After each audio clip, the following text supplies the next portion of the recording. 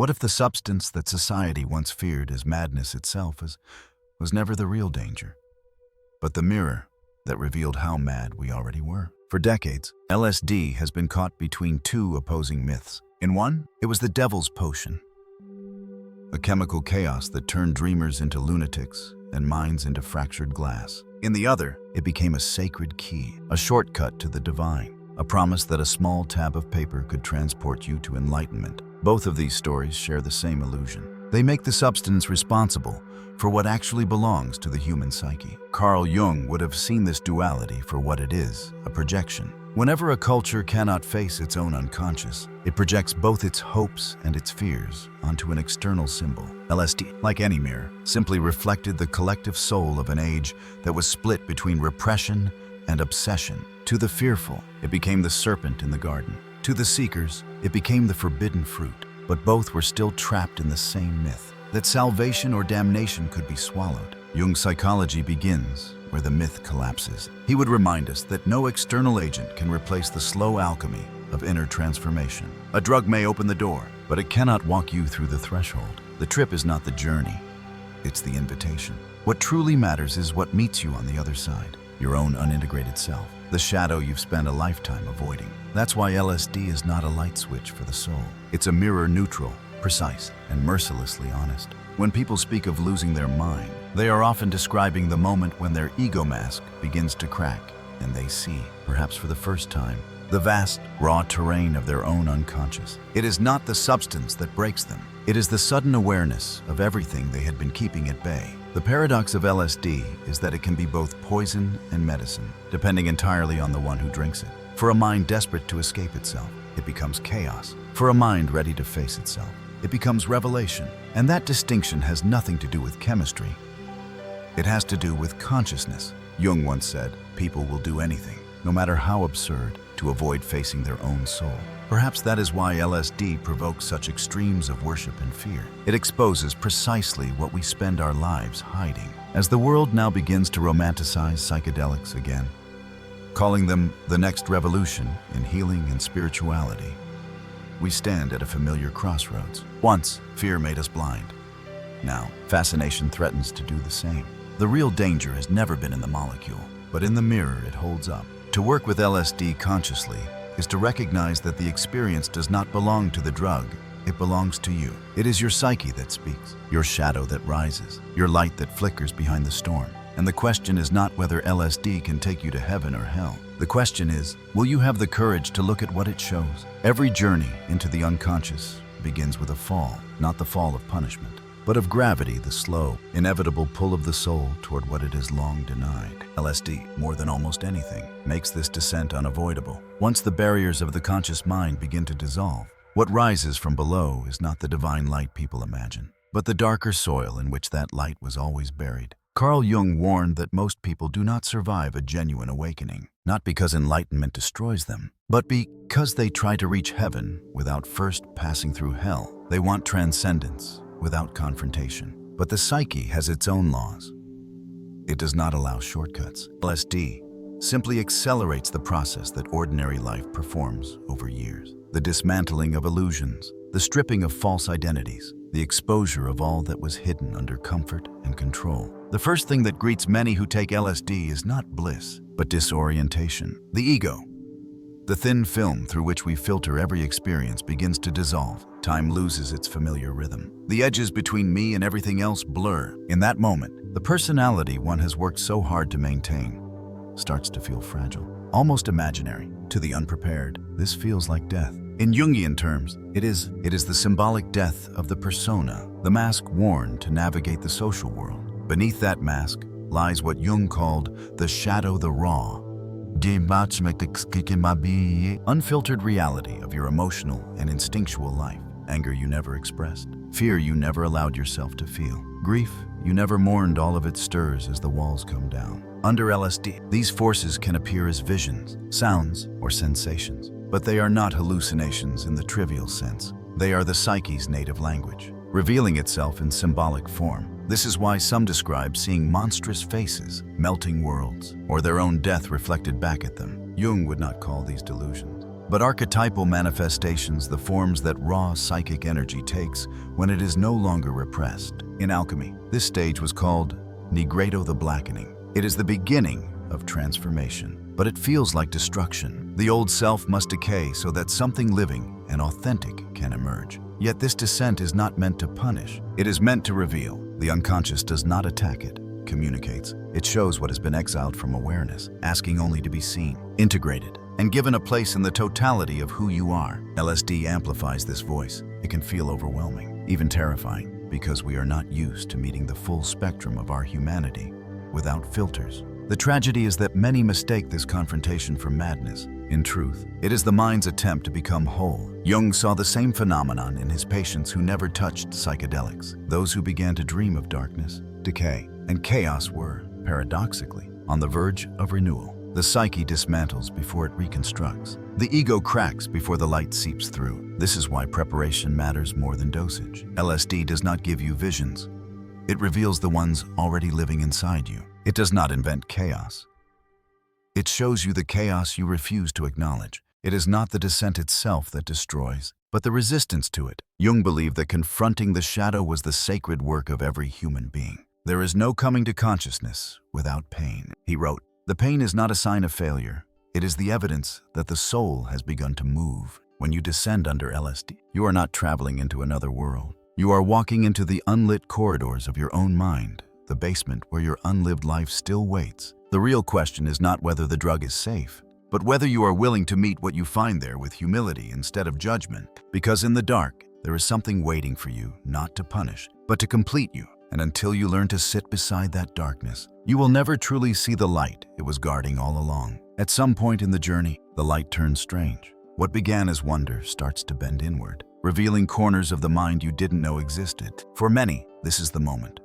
Fear arises, the pulse quickens, the room distorts, emotions rush in without name or reason. It feels like everything is slipping away. The ego scrambles for control, whispering the words that have haunted every explorer of consciousness. This is a bad trip. But what if it isn't? What if what you call a bad trip is simply the psyche refusing to stay silent? What if the discomfort is not the poison, but the medicine? Carl Jung understood this paradox long before LSD existed. He saw that the soul has its own way of healing, a way that often feels like chaos before clarity. There is no coming to consciousness without pain. He wrote, "The pain is not punishment. It is the friction that occurs when illusion meets reality." Under LSD, this friction becomes visible. The substance quiets the rational filters that keep ordinary life tidy and bearable. It removes the mask, and behind that mask, everything you've avoided, every fear, memory, or ungrieved loss begins to breathe again. You are not losing your mind, you are meeting it, raw and unedited. When anxiety surges during a trip, it is not random. It is the body remembering something the mind forgot. The racing heart, the trembling hands, the tears, they are messages. In the oldest language you speak, the language of feeling, a bad trip, in Jungian terms, is the shadow making itself known. It is the unlived life stepping out of the basement, asking, finally, to be seen. The tragedy is that most people run. They fight the descent. They label the experience as failure instead of initiation. But LSD, like the unconscious itself, does not respond to force. The more you resist, the stronger the distortion becomes. The more you surrender, the clearer the meaning appears. This is why experienced travelers speak of letting go. It is not passive submission. It is active listening. Imagine for a moment that your mind is a vast house. You've spent your life decorating the living room, the part that everyone sees, but the basement has remained locked. During a difficult trip, LSD simply hands you the key. You can choose to run back upstairs and call the house haunted, or you can take a breath, light a candle, and see what has been waiting in the dark. What you find there might not be beautiful. It might be an old grief you never voiced, or a shame that has lived unnamed for years. But when you finally face it, something extraordinary happens. It begins to lose its power. Jung called this process shadow integration. The act of seeing transforms what is seen. In that moment, you realize the bad trip was never bad at all. It was the moment truth entered the room. Of course, not every encounter with the unconscious is graceful. Some experiences leave you shaken, vulnerable, and questioning everything you know. That is why context matters. Without preparation or support, these revelations can overwhelm the ego's fragile structure. LSD is not gentle when used without intention. It will show you everything, even what you are not yet ready to see. But readiness is not about perfection. It is about humility.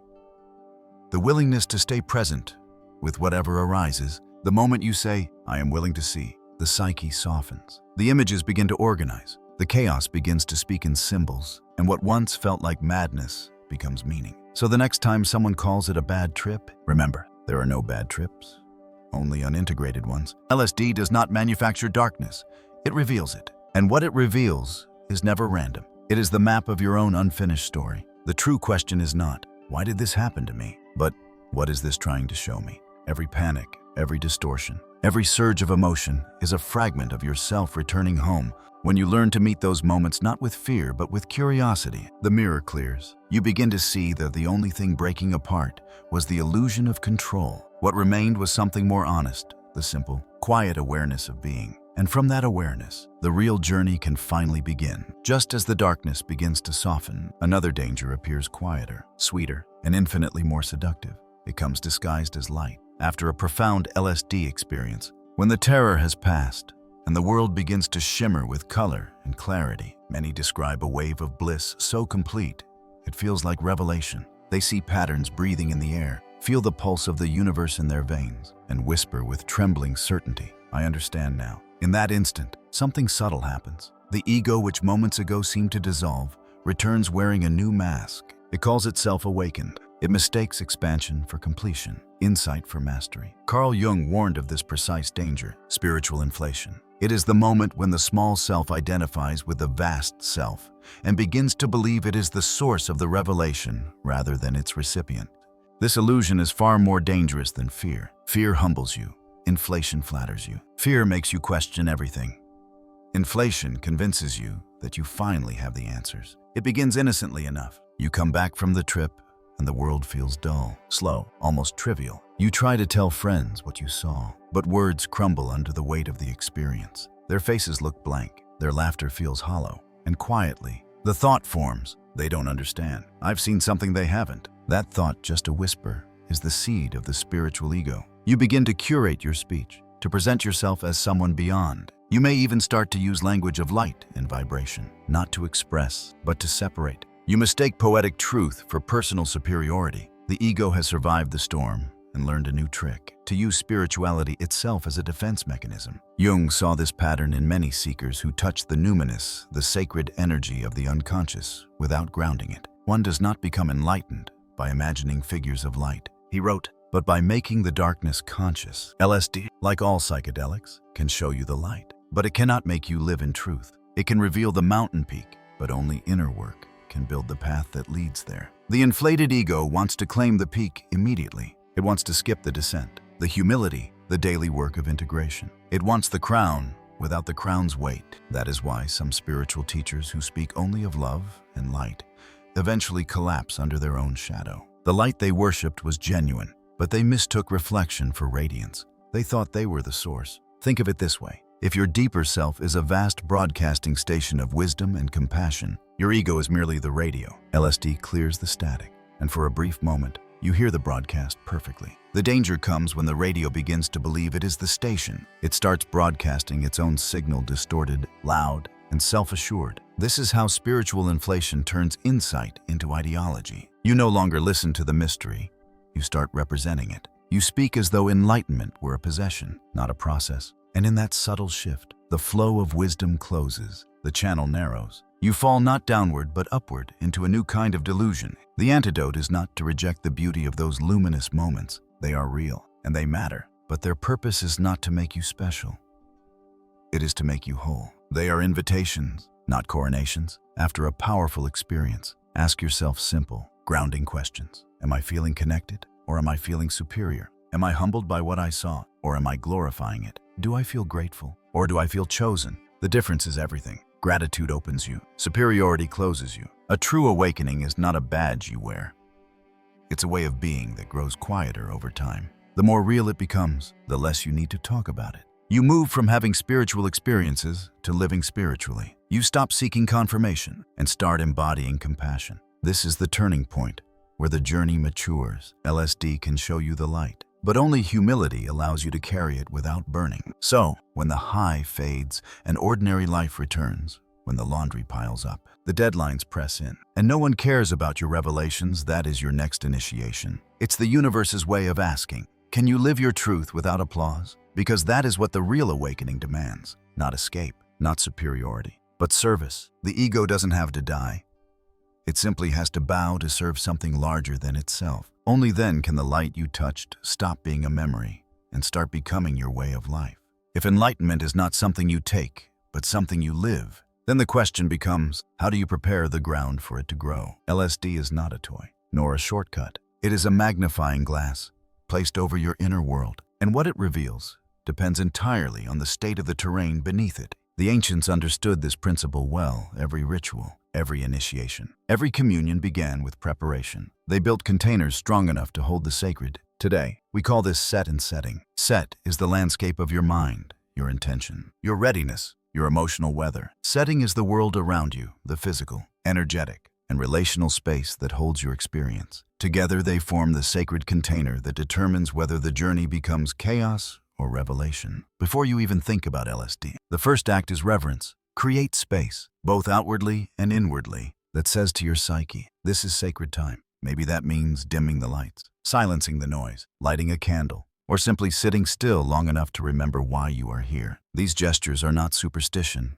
they are psychological anchors. They tell the unconscious, you are safe to emerge. Jung called this the alchemical vessel, the crucible within which transformation takes place. Without a vessel, the heat of the process burns rather than refines. LSD generates that heat. It stirs the psychic contents until they rise to the surface, sometimes violently. Without containment, what could become gold instead becomes chaos. With the right container, that same energy reorganizes into meaning. Intention is the first ingredient of the vessel. Ask yourself gently, why am I doing this? If the answer is to escape, to feel special, or to chase beauty, pause. The unconscious hears sincerity. It also hears avoidance. A pure intention does not need to be grand. It can be as simple as, I wish to understand myself more deeply, or I want to face what I've been avoiding. This orientation changes everything. Under LSD, intention acts like a compass. When the inner landscape begins to shift, it gives direction to the descent. Next is the outer setting. The body responds to environment,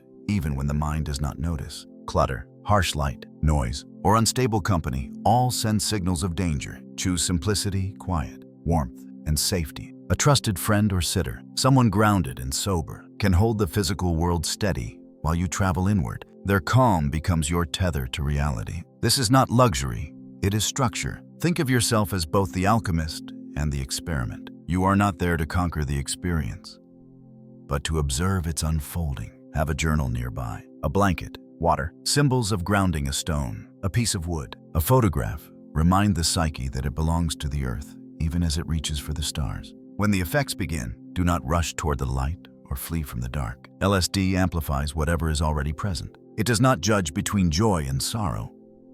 It shows both as threads of the same tapestry. Your only task is to stay curious, to breathe, to witness. Remember, every initiation in myth required a container. The cave for the prophet, the temple for the priest, the circle for the shaman. The container does not limit the sacred.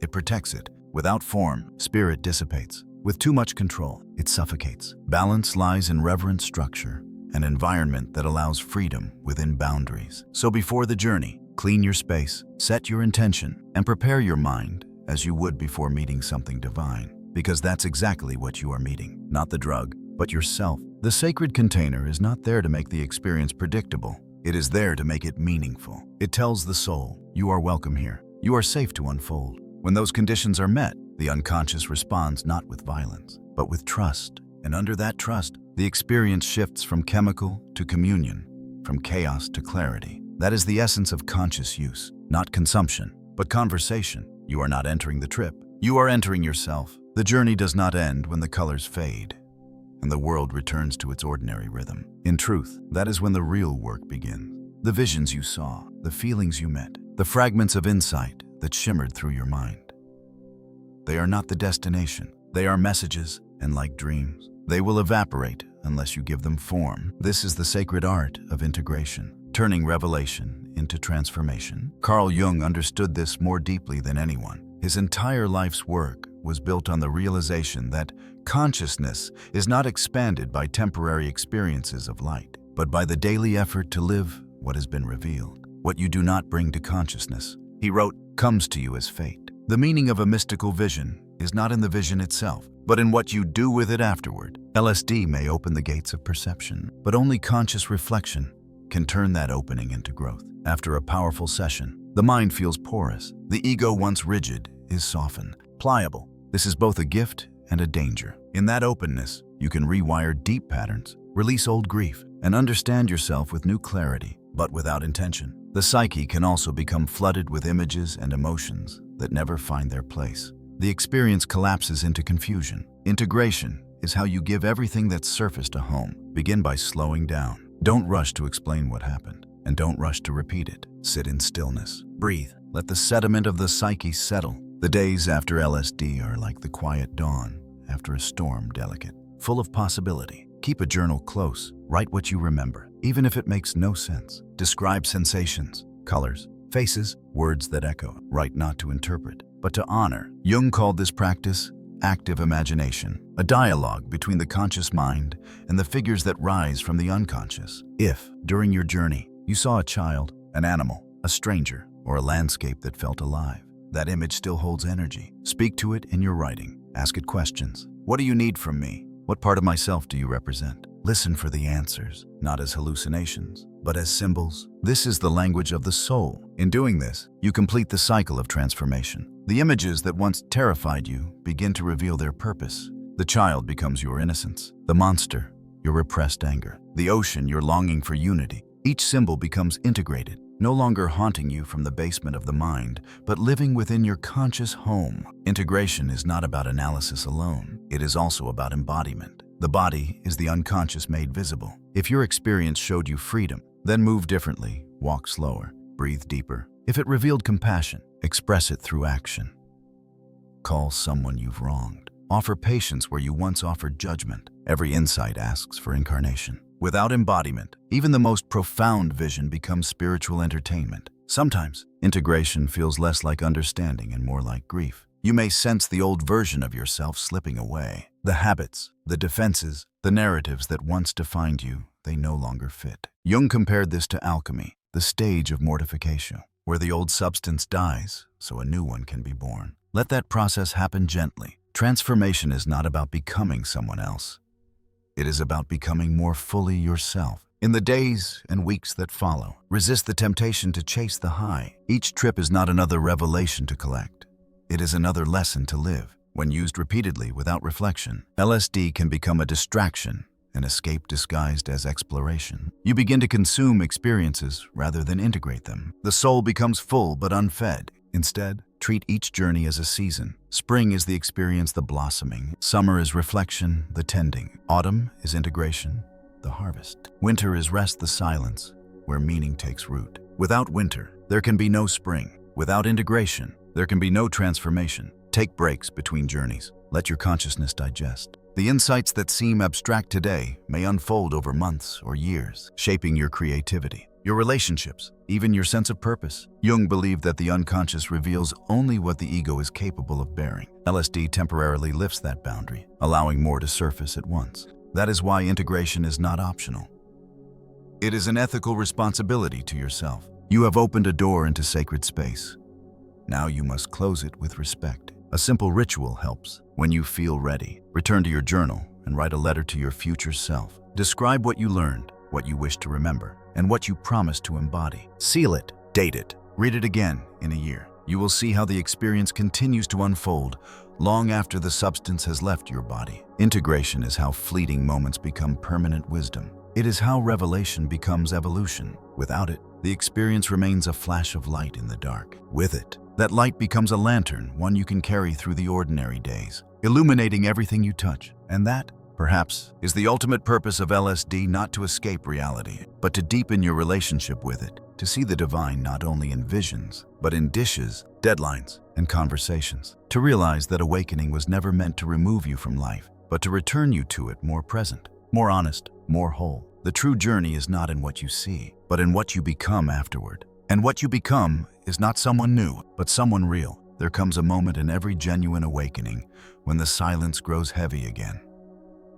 Not with mystery, but with responsibility. After the vision fades, after the insights are written, and the emotions have softened, you must step back into the world that hasn't changed. The same streets, the same conversations, the same faces unaware of what you've just witnessed. And this is where many seekers falter, because the world often feels too loud for the silence you've discovered, too shallow for the depth you've touched. You walk among people you love, yet feel a strange distance, as if your inner frequency no longer matches the collective rhythm around you. Jung understood this paradox well. He wrote that individuation, the process of becoming one's true self, inevitably creates a sense of separation before it leads to connection. You have seen something others haven't, and for a while, that light can feel like exile. This is the test of integration, not just understanding your truth, but embodying it amid contradiction. The return is not about preaching what you found, but living it quietly, steadily. You are not called to be a prophet, but a presence. In myth, every hero who descends into the underworld must eventually climb back, not for glory,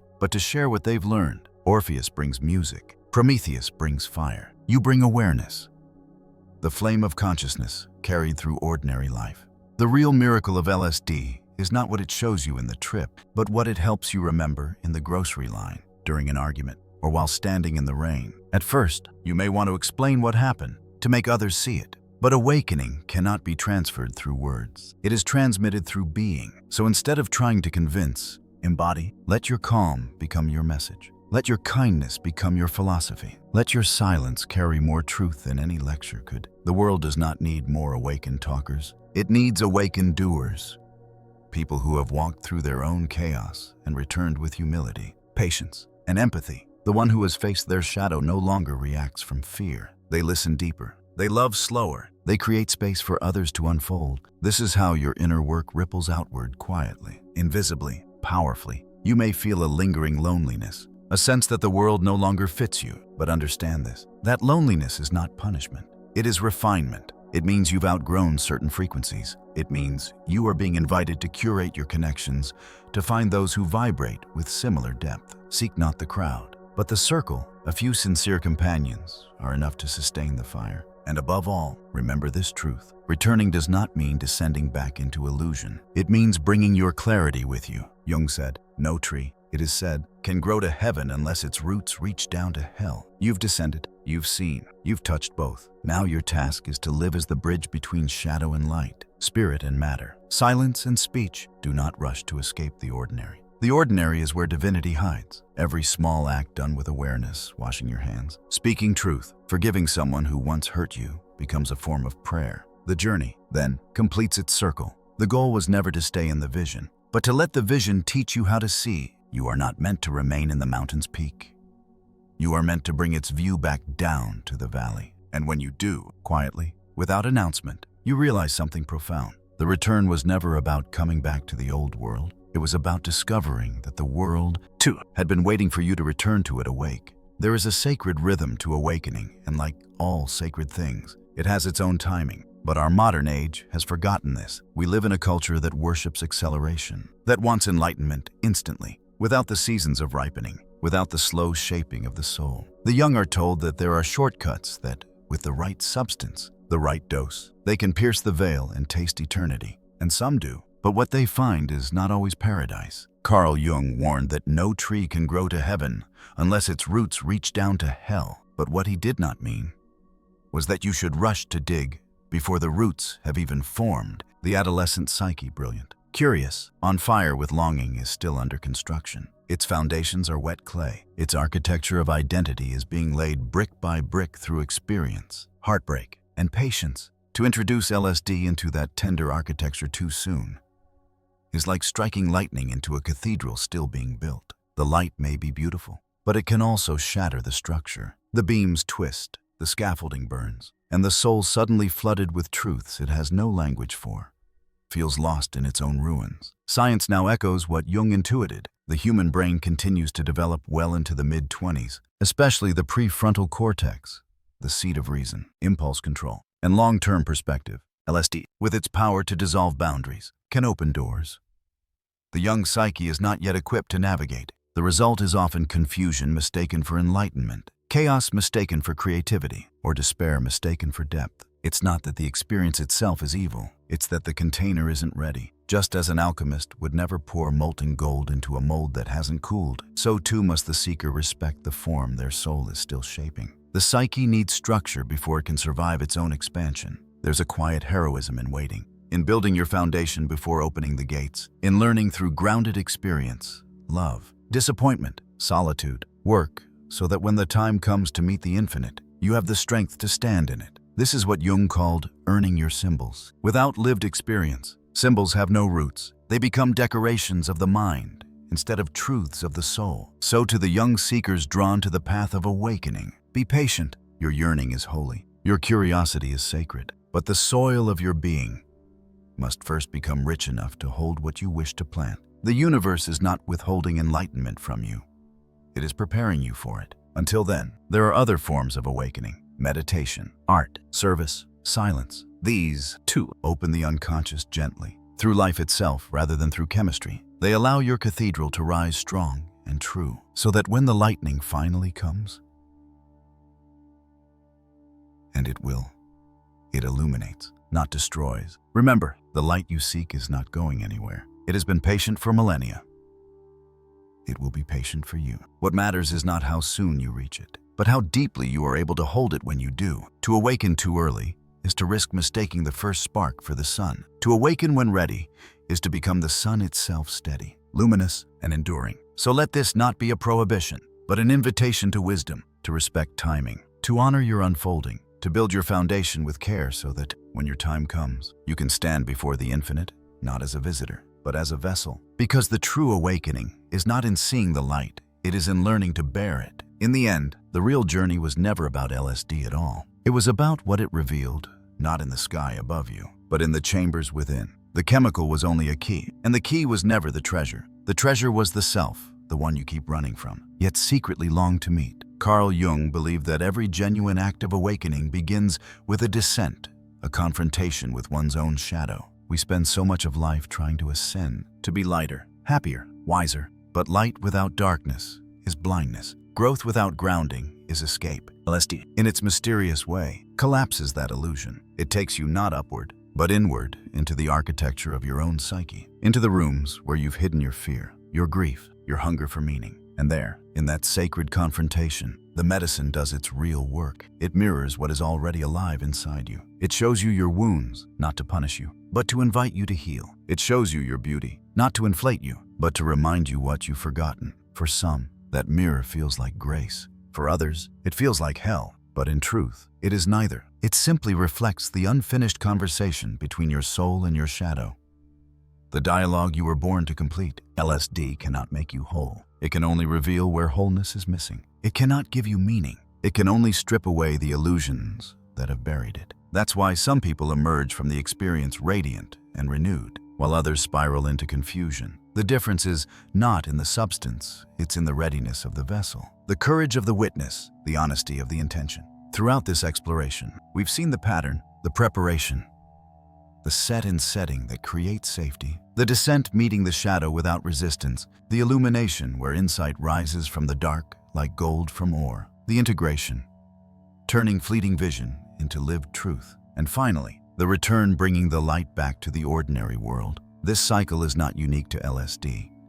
It is the architecture of every true transformation. It is the same pattern found in ancient initiation rites, in alchemy, in the hero's journey, and in Jung's psychology. Each one teaches the same lesson. Awakening is not an event. It is a discipline. It is the art of remembering, over and over, who you truly are beneath the masks of survival. So as we close, let us be honest, LSD is neither the villain our culture once feared, nor the miracle it now romanticizes. It is simply a mirror, a profoundly neutral tool that reflects back whatever you bring to it. If you come with chaos, you will see chaos. If you come with humility, you will see wisdom. That mirror is both ruthless and compassionate. It cannot lie, and that is why it is sacred. To look into it is to accept responsibility for your own consciousness, to stop blaming the world, or the drug, or the divine, and to recognize that everything you encounter is an expression of what you are becoming. And yet, the mirror is not the goal. The goal is to learn to see without it. When you can walk through ordinary days through grief, laughter, boredom, beauty, with the same clarity you once touched in that altered state, then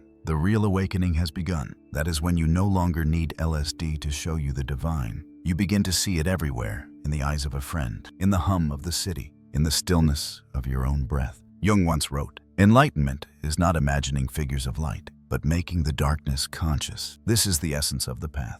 The light was never something to chase. It was something to uncover hidden beneath the dust of denial and fear. LSD, at its best, helps sweep that dust away. But it is your task to keep the room clean. So if you choose this path, do it with reverence, not as a way to escape yourself, but as a way to meet yourself, not as rebellion, but as devotion to truth, to wholeness, to life itself. Because when the trip ends and silence returns, what remains is you, the same you who was always there, waiting behind the noise, behind the striving, behind the story. And that, perhaps, is the final revelation. You were never meant to become extraordinary. You were meant to become real. So let the mirror do its work. Let it show you what is broken, what is beautiful, what is true. But remember, the reflection is not the face. When you finally meet the one who's been looking back, you'll understand. The journey was never about LSD. It was about learning how to see yourself clearly, courageously, completely. If this message resonated with you, take a moment to pause, breathe, and remember what you saw within. Then, like this video, subscribe and share it with someone who walks the same path. I read every comment, so tell me, what has your shadow been trying to show you lately?